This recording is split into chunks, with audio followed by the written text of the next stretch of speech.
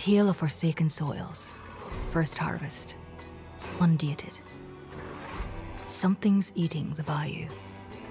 I must lead the grounded in the hunt for its mouth. The smell of its drool is in the air like a dew that clings to the fences, the trees, the trigger of a gun. I can feel its hunger. It's the same hunger I felt when eating the berries that grew from my mother's ribs, the turnips that bulged from her hips beneath the soft soil. I wonder if she felt me eating her, like I feel the air eating me. I followed the odor across the swamps to a clearing. The air quivered from whatever had uprooted the weeds and grass and scoured the soil. A wonderful silence was broken by a bundle of spines rising from the earth. Some living altar wriggled from the ground with wet quills. It grew and heaved with breath from its many holes and dens. Barnacles sputtered, ripe with the stench of rot jaw. At my feet, ash began to rise. A man crawled out of the tall grass, steam wafting from his back. "Need help getting off the ground?" I asked. "No," he replied. "I'm afraid I'll never get to touch it again." His skin ashed away. The altar breathed him in one gasp at a time. "You're Mr. Cherry, right?" I asked. "Wish I'd met you sooner, so I could tell you some secrets are best left alone. Some secrets must come to know of me, no matter the cost." He spat tar, disappeared more. "Does the fox know the name of the rabbit it eats?" I asked. "Do you think it wonders what the rabbit feels?" He laughed. He laughed himself away and out into some other world. Not dead, or even afraid of death, judging from the echoes he left behind. He'd stay a rabbit hunting foxes until the day he breathed his last.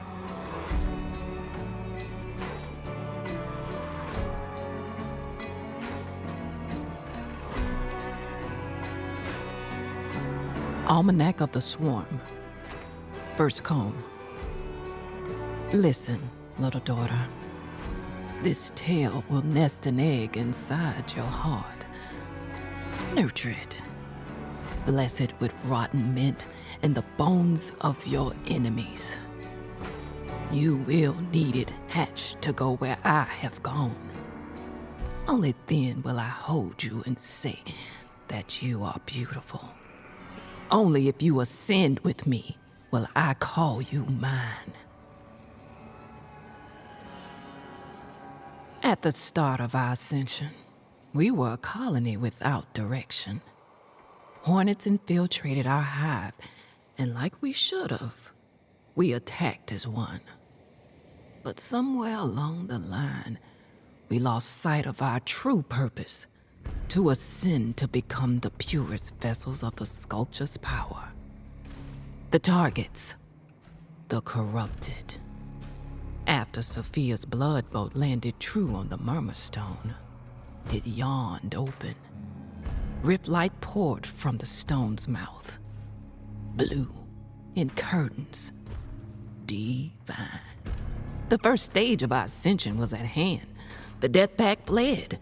Appendages from our Lord erupted as altars from cracks in the soil. 4 hunters more blessed by the sculptor than we rose with them. Bloated.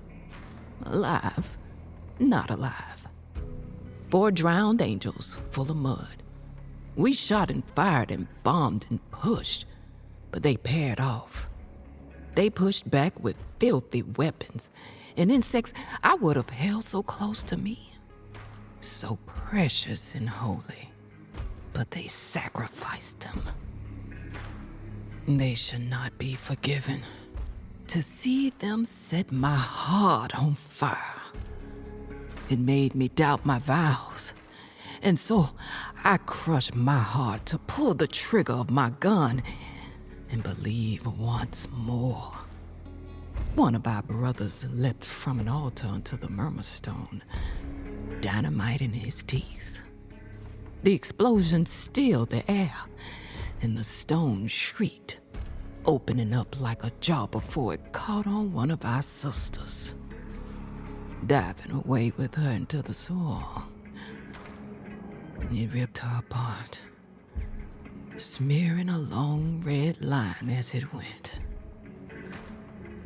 Oh, I can feel it. Some queen is ready to descend from the fog and lay her lava with a quiet thorax. How I wish to go up to such soft flesh and palpitate it like her. How I want to be the first thing seen by what's born from that womb. How I wish I could birth anything other than a human.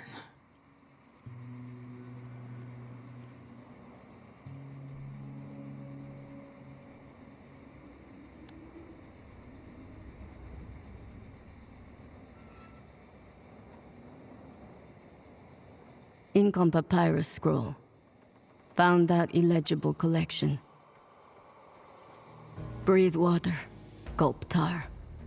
Pump mud through your heart, if you have one still.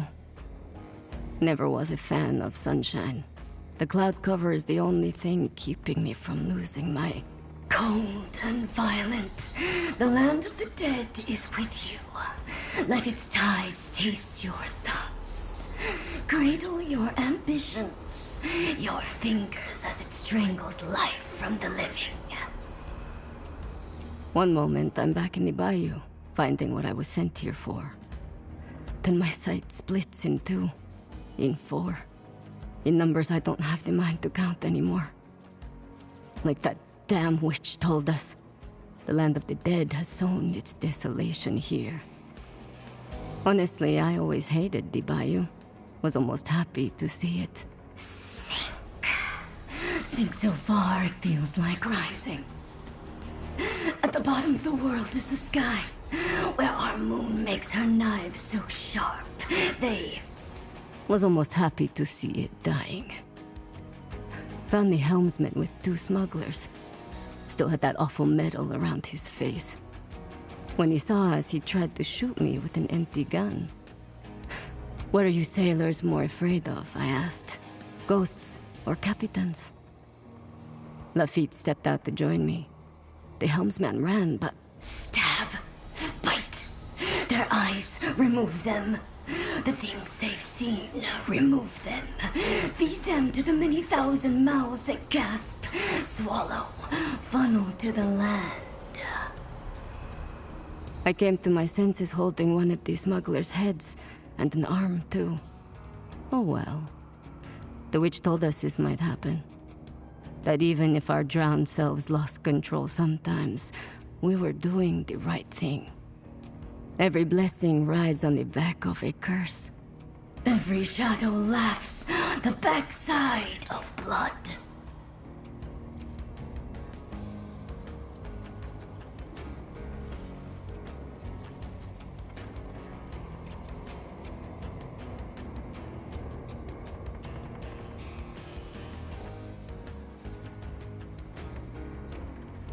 Tale of Forsaken Soils, second harvest, undated.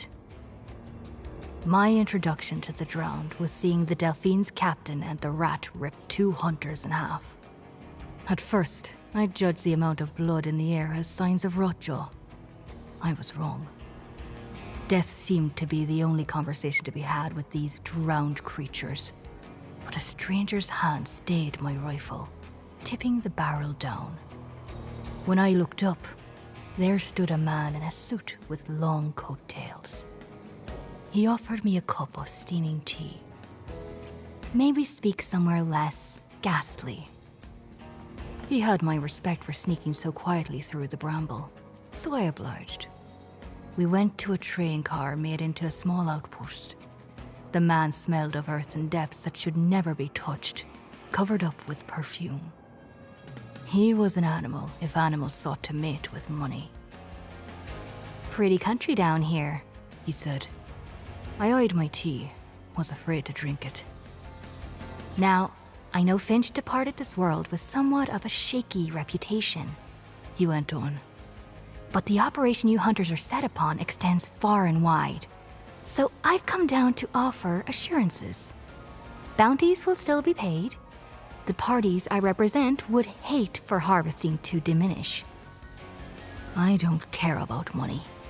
I care about keeping the soil free of curses. These drowned poison it with altars, with ash.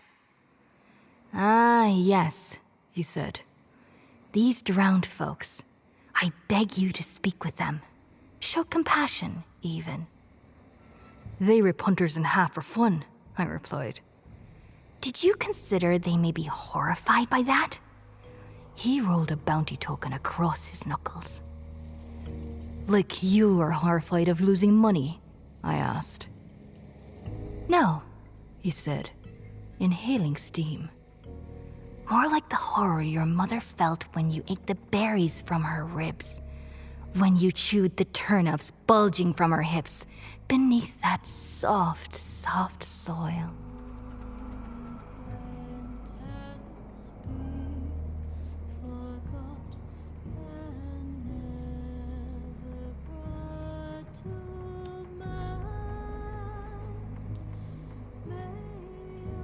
Almanac of the Swarm, second comb.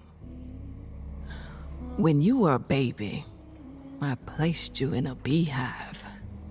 The bees did not sting you, but you cried and soiled yourself.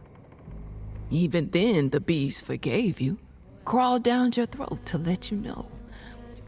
But you couldn't accept their forgiveness. I am earning that forgiveness for you. Everything I do is for you. Butcher's cleaver failed us. Brothers and sisters gathered at the sawmill for his sentencing. The cow had bound the cleaver to the base of a log flume. We were forbidden to chant. We were instructed to think. I am thankful for our leader bringing us together, the cow said. But I am ashamed of his failure in securing the Mummerstone's graven path, the passage to our lords. A brother hooted. A sister slid a katana through his throat. At the flume top, Morgan and Median poured out a large trough. Beetles glistened in the torchlight as they rushed in a black flash of abdomens. I spooned blood honey into the butcher's cleaver, and it drew in the swarm to envelop him. The sounds of insect ecstasy were broken by the crack of a rifle. The cow worked the action of his crag, and another shot rang out. The swarm of beetles took each bullet, shredding in a spray of mandibles, feelers, exoskeletons. We must imagine a new kind of violence, the cow continued. The way one creature does not stop eating another until its body is gone. More shots, more holy carnage, more beetles pouring down the flume to replace their fallen. See how they move? No leaders, no weak points, just purpose, pure and noble. We listened to the cleaver's muffled squeals as the beetles continued to feast on the honey. On him. We shall become like the swarm, he concluded. Find your own way, deceive, lie, incinerate. Surge until the graven path is found. If you fail, the other packs will ascend. Punishment is all that will await you.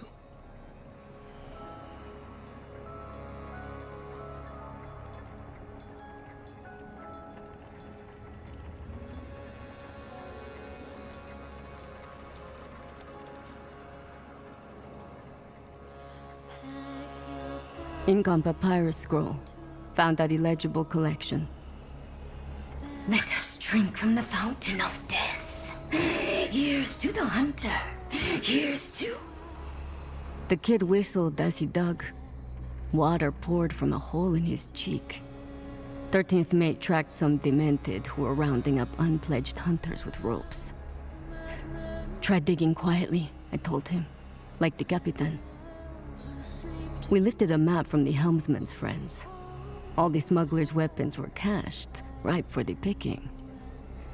Do you still see it? The kid gurgled, digging out more weapons. What you mean? You can never unsee the mount. It towers, always looms, runs the rain silver, blows ash that seeps through worlds. Its weight is the weight that makes all things sink. Oh, you mean that altar mount as tall as a mountain? Yeah, I still see it. Gonna be seeing it forever, I bet. Capitan and the kid handed me guns and dynamite bundles. The weapons were mud-caked. Holding them was the first time I realized I'd never be clean again. Kid, you ever just wanna give up? I asked without meaning to. Sure, of course I do, he said. Then I remember, we're lucky. What a brat. A brat with enthusiasm. Guess I admired him for that. He was right. We could have been trapped in the land of the dead's desolation, turned into strange statues, devoured alive by myths we never heard of, which now roamed the dead swamps. 13th mate fired off a flare. The other packs had found us. It was time to drag all our fates underwater to drown, hand in hand.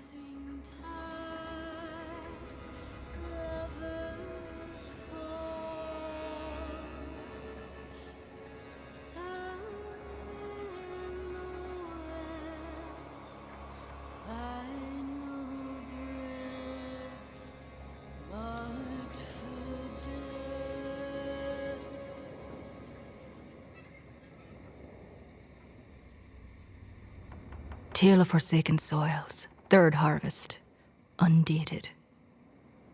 The four drowned reeked. Dead fish smell misted out of their mouths as they panted. They huddled in shame around weapons and weeping altar. I felt bad for them. I stood with the other pacts who were gathered. This was more people than I'd ever seen before. Phyllis and her primal friends. Sad folks from the Death Pact. My fellow grounded, and even smugglers showed up. With all our guns drawn, the drowned spoke first. Place your ear to the earth, they said. Listen. I was the only one to do as they said, ear to the ground. I heard many hearts beating. They beat deep and rooted. I didn't need to listen long to know one of them was mine.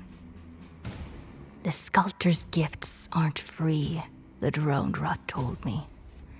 Every time you touch an altar, something is taken from you. A knowing, a truth. It has grown in the land of the dead, returned with teeth to eat us all. She shot the altar and it screeched. That's lunacy, Phyllis said. I hushed her. Soon, you'll not belong to yourself anymore, the 13th mate said. The blood in your body will marble. You will be trapped inside the worst thing you've ever done, and the sculptor will feed on it. It'll swallow this place whole. Doesn't matter, the drowned rot said. We're being collected, eaten. Here's the point. If you want to stay yourselves, follow us. Or don't. We all got our own problems. Go where? A strange solo hunter asked. I smelled a sickly honey behind her mask of branches. She scribbled notes in a large almanac. Down in Kingsnake Mine, there's a passage made by the Murmurstone. The Graven Path. We'll make for it at dawn. Tears stained my mask. I'd heard more than my own heart in the ground. I heard my family's.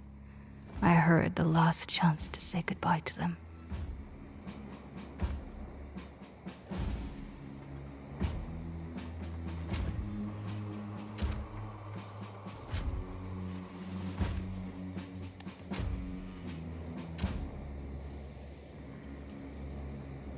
Almanac of the Swarm. Third comb. The only way to split my soul was to have you, with you. I could feel twice as much, see twice as far. You were to be a queen in a queenless land. You were to be a miracle of a daughter, not a curse. We demented got to the mine first and uncovered the passage. The cow was pleased. He spared me. My brothers and sisters had gathered plenty of others to bless the graven path for our ceremony. "Bleed the path wider for us," he commanded. Deep underground, all sounds were amplified. 5 unpledged hunters were pinned by lances in a circle around the rift passage. Their blood leaked into the graven path and made it pulse with waters from the land of the dead. We tossed Mr. Cherry's equipment in. Knives, brackets, jars of organs, more knives and restraints. The hole widened. "We worship our targets as devotees, acolytes," the cow told us. "But perhaps it is the targets who worship us. We will seek them out. It is time to give them our blessings." We forced groups of unpledged through the graven path and stormed forth in their wake. 1,000 ship bells rang, and through their echoes, we sank. At the graven path's end, I slid into a fountain. In the distance, a great mound loomed, spiraled and kinked and made by giants of insect kind. Lightning flashed, and monsters hunched and furrowed in the distant mists. Legends unknown plucked me from this throne. So a legend myself, I set to become.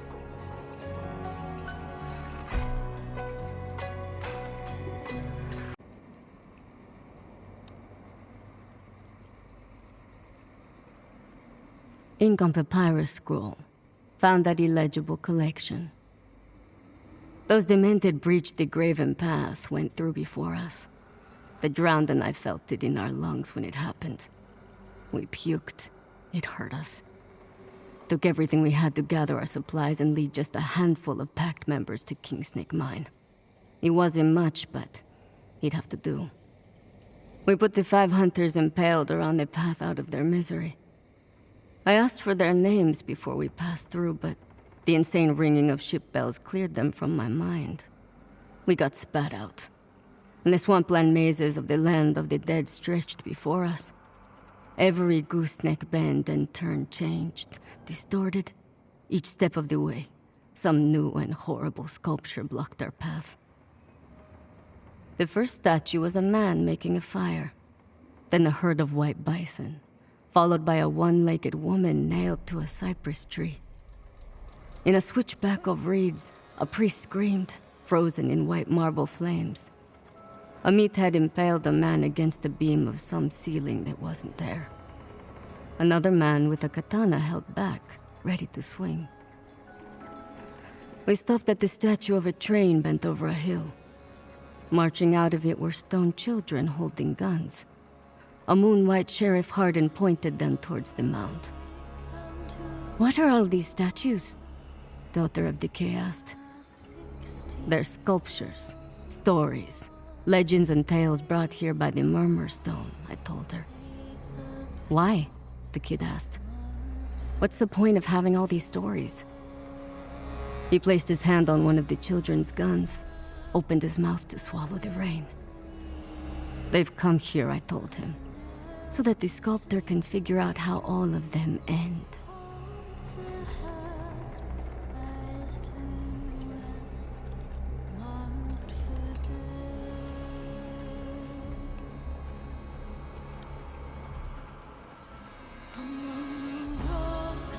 Tale of Forsaken Soils, 4th harvest, undated. Down here, we were fruit that didn't need the sun to grow. No thirst, no hunger. Overhead was a moon with a rotten black scar like a goat's eye. Ash drifted up from the dead land and gathered there in piles. I heard echoes of Mr. Cherry laughing in its suit. It sounded like he was fighting the moon. A great mound rose from the south. When the fog cleared, it seemed to be a mountain, a tower, a volcano, and an insect nest all in one. We climbed up a marsh bank for a better view and came across a ship, or the skeleton of one. It looked brittle, like a dandelion, ready to fall apart if you made a wish and blew on it. "Welcome to the Delphine's Ghost," the drowned rat said. We boarded. She said this ship began the story we were in. Sculptures were all over the boat. A statue of the captain jumping over the railing. An eyeless man at the ship's wheel. Dead statues grew all over the deck. And in the hold was a rotjaw statue absorbing a stone woman. "Get on, Lafitte," the drowned kid said, and pulled him in. The captain's arm burst into black fire when he crossed the threshold. The boat didn't want him on board. He stood ashamed on the shore and watched us leave. The paddle wheel groaned on its own, and the rudder twitched like a horsetail. This boat needed no captain. It steered itself towards the mound and steamed ahead. Sculptures were everywhere. An old soldier with his leg sawn off and a bird on his shoulder. Someone trapped underwater in a rope nest weighed down by cannonballs. We almost sunk the ship on the statue of a woman split open from giving birth to a meathead. I knew somewhere out there was a sculpture of me. I felt myself growing there in stone. I felt shadows stalking me. They were waiting for me to find myself.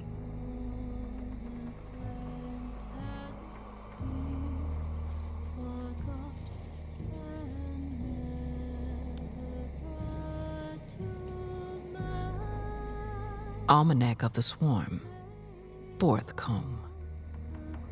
The first time I was stung, I cried with joy. The blessing of a stinger is holy. The spreading of venom and blood makes openings in your soul. From there, our Lord's thoughts emerge. But some thoughts you must be weary of, child. Some thoughts must be killed before they kill you. We pushed groups of unpledged hunters in front of us, blindfolded and tied to ropes. We shot them if they slowed. The landscape reacted to our swarm. Armors hulked from the fog, sheared limbs, the air filled with hive screeches. And we fired and impaled and reveled in the mud, and bowed we spilled. Statues of monsters forgotten by books and time blocked our way. Herds of decayed horses frozen mid-gallop. Fleeing a skeletal giant. A tree-high horse to rule all horses. Its ribs split open and sucking in old soldiers and the equine alike to mash them with its bones. The closer we came to the mound, the more deranged the fights became. Our crusade pushed through herds of leeches and waves of grunts that set off old ship mines buried in the mud. Every hunk of shell lodged in our flesh only affirmed our vows. Bite wounds and poisoned spines became the language of our story. We were chosen to rule over this endless place. Chosen. We had been chosen. We would prove it at the mound under a dying moon.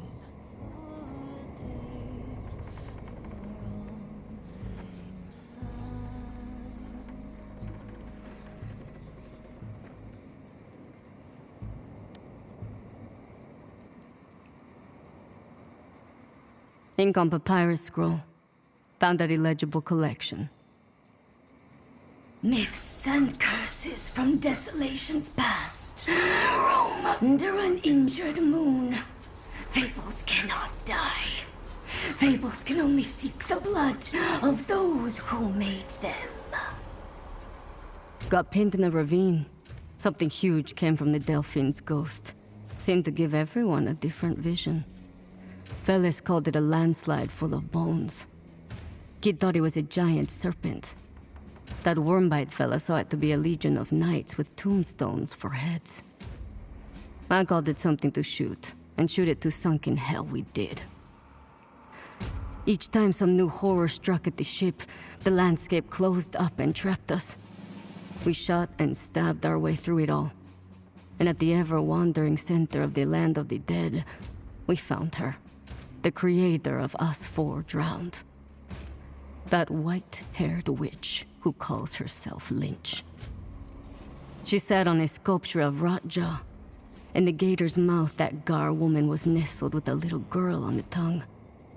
They held a bundle of wilted lilies between them and laid fast asleep in the cradle of teeth. Strange sitting place you got there, I told her. It's a promise I've kept, Lynch said. Her voice still spoke only in my head, just as always. Great, I told her, jumping off the bow. You promised a plan if we brought the packs. Give it now. The Lord of the Dead is anxious. He knows I am to win our wager. A walkway of pillars and columns stretched away from us. There stood the Lord of the Dead. It was hard to make out its shape. Something like a man stabbed with 1,000 knives. Maybe just some unnamed thing you miss every time you blink.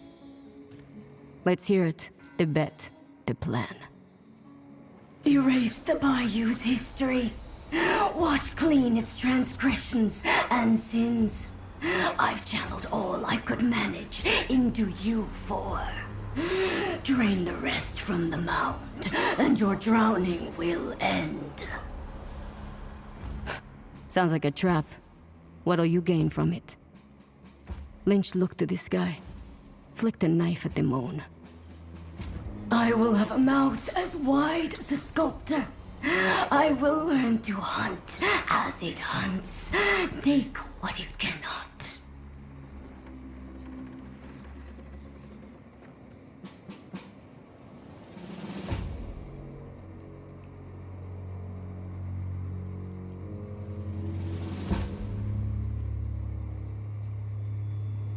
Tale of Forsaken Soils, 5th harvest, undated.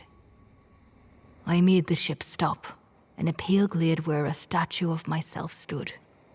It was of me as a little girl, sowing seeds into my mother's fingers. Sculpted bits of my cousins, siblings, aunts and uncles stuck through the soil too. I stood for a minute, a year, 10 dozen seasons of fog. I came all this way, I finally said, to share my harvest with you. I shot a hole in my statue. It bled over the garden. If I had tasted of them, it was only fair for them to taste of me. My life was theirs too. The shadows following me bowed in respect. Weeds must be pulled with a cold heart. And so we pushed onward to the mound. We crept up on the demented hordes as they crashed upon the mound slope in horrible shrieks and waves. The entrance to the mound center was barred by a Goliath gate of beetle wings. We wouldn't be able to pass through the elytra shells sunk into the rock. The demented pounded upon the barricade and fought off every terror the bayou had ever known as rows of meatheads pushed them into the channel, piled upon them to drown. Everyone but the drowned jumped ship and left to fight off the monsters and demented. But the shadows which had followed me drew in close. I crept in their shade as they guided me through body piles and rows of traps. I ducked, waited, shot who and what I could. The shadows pointed to a gathering of immolators at the gate. One bullet was all I needed. They erupted in a chain inferno and set the gate aflame, revealing it to be alive. Pus and insect blood hissed from cracks in the wings. and the Delphine's ghost churned ahead and rammed the injured gate. The entry tore open, and a tremor shook the mound. Hosts of shadows escaped from within the gate, free to roam whatever land they chose. But my shadow stayed with me, for there was still a season of harvest my family wished to guide me through.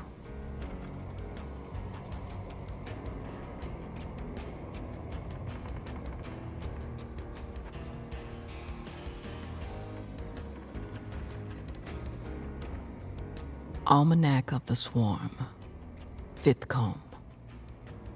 Little one, I've seen the hive where all souls converge. Sky high and stretched with star larvae.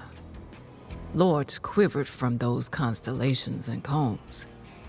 Their eyes wept with all the love we waste. And there, in the black rain, I tasted all I've wasted on you. When I recall the flavor and spice of it, I almost remember how to forgive you for leaving me. Cracks from the steamship's impact broke open the slope of the mound. Inside were layers upon layers of the target's pupae. They spilled out, goo slick, tarnished and black in the fertilizer of banishment. My demented guzzled in their rawness. They slurped and burrowed into the pulsing nursery until they were out of sight. I didn't join them. They ignored the Delphine's ghost, but the ship's journey had not ended. It struggled against wind, and the ichor gushing out the gate. So I boarded in secret. I knew there was a greater miracle to behold beyond these gestating targets. And so, I left my kin behind to journey into the mound. Only the drowned were left aboard the ship, dead, quiet, and still. The paddle churned for years, decades. Sculpted cones spiraled along the walls into the sky. Each glowed with stars, eggs, larvae, promises from beyond. After an eternity, we beached onto an island at the core. Every altar ever made was stacked in a maddening pile. To see it in dark sight was to stare at the sun. At the pile's peak was a platform for a statue, but it was empty. I abandoned ship, dodging gunfire from the drowned until at last I climbed upon the platform and made myself a legend above all others. A black rain poured from the high combs. I opened my mouth to taste it. As the first drop touched my tongue, I felt the rumbling of a queen about to descend. Energy flowed from the altars and swirled overhead. The walls burst and caved. An egg spiracle winded down from the center of the rift storm, and the fools fired their guns, their lances, tossed in flaming jaws and explosives that lit the cavern. All useless. I was to witness the molding of our desolations, Lord. I was to be a child to it, the kind of child my daughter was never brave enough to be.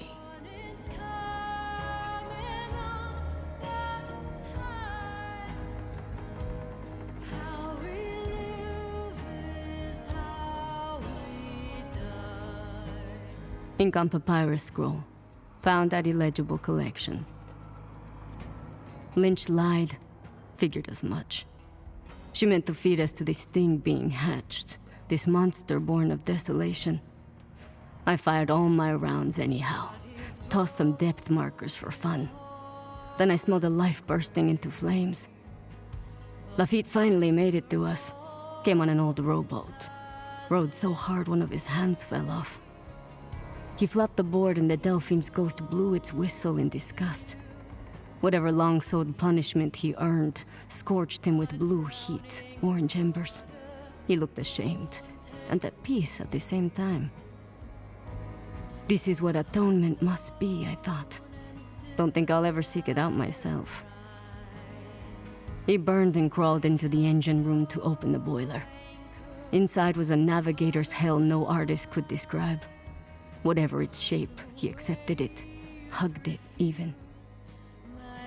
Lightning and smoke roared from the smokestack. We abandoned ship as the Delphine's ghost said goodbye to the land of the dead and the land of the living, and vanished as a summer thundercloud rising around the madness that throbbed from above. Her bow crashed upon the hatchling and tore open its gulping throat. Black steam ballooned its gut and burst. Rest of our dynamite went off, and if this thing had a mind, it was blown apart with the force of a volcano. Your sins may be forgiven, though you will carry them always.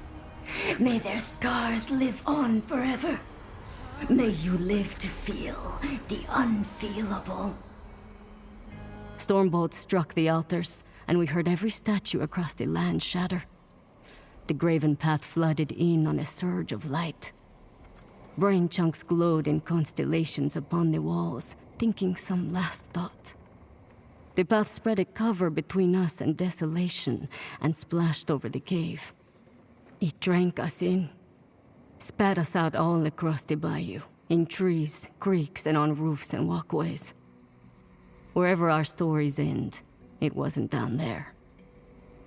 Lynch said we 4 drowned hold all the bayou's sins now. I don't feel much different than before, though. Rain feels cool.